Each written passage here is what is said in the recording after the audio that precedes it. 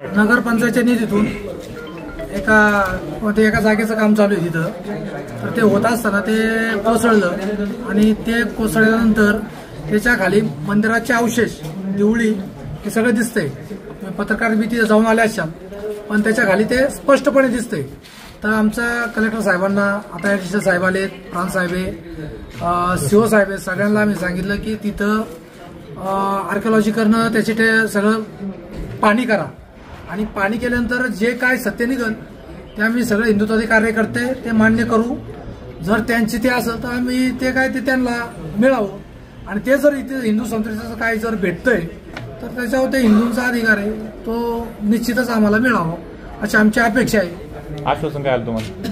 आता याच्यातून आश्वासन काय आलेलं नाहीये. याच्यात त्यांनी सांगितलं की आम्ही तात्पुरतं जे आता स्ट्रक्चर पडायला लागले त्याला तात्पुरतं डागडुजी करतोय, स्टेबिलिटी करतोय, सपोर्ट देतोय. तो सपोर्ट झाल्यानंतर आम्ही आमची बाकीचे कायद्याच्या ज्या काही गोष्टी आहेत ते आम्ही त्या आता केलेल्या आहेत. पुरातत्व विभागाला, कलेक्टर साहेबांना बी आम्ही पत्रव्यवहार केलेला आहे, कोर्टात बी गेलेलो आहे की त्याची पुरातत्व विभागाकडून पाहणी करून त्याचं हे व्हावं. या सगळ्या मागणी कोणकोणत्या संघटनांनी मागणी केली आहे का? सर्व हिंदुत्वादी कार्यकर्ते, सकल हिंदू समाज. तुमची तोंडी चर्चा झाली की काही लेखी पाठपुरावा करताय तुम्ही या सगळ्यामध्ये? याच्यामध्ये सर्व लेखी.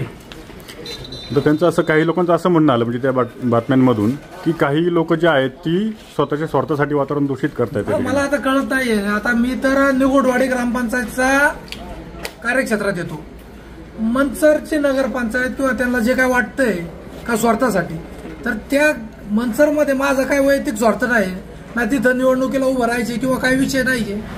त्यामुळे स्वार्थाचा काही विषय नाही. हे फक्त काय झालं आता, हे त्या लोकांना काय कसं शिजवायचे त्यांनाच राजकीय फायदा घ्यायचे, त्यामुळे सगळ्या गोष्टी ते करतात.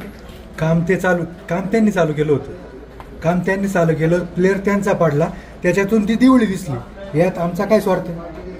आता प्रांत साहेब काय बोलले, किती दिवसात ती सर्वेची टीम तिथे येणार किंवा काय? नाही, प्रांत साहेब तर काय बोलले नाहीयेत. त्यांचं म्हणणं का तुम्ही तुमच्या आम्ही आता पंचनामा करतात तिथे. ऍडिशनल साहेब, PI साहेब, तहसीलदार, प्रांत आणि सीओ हे सगळे तिथे येतात. ते पंचनामा करतात. ते आहे ते स्थिती ते सगळं व्हिडिओ रेकॉर्डिंग करणार आहेत आणि त्याच्यानंतर मग बाकी बघूया काय होतंय पुढं. जे कोर्ट किंवा जे काही निर्णय होईल ते सर्व आमच्यावर मान्य राहील.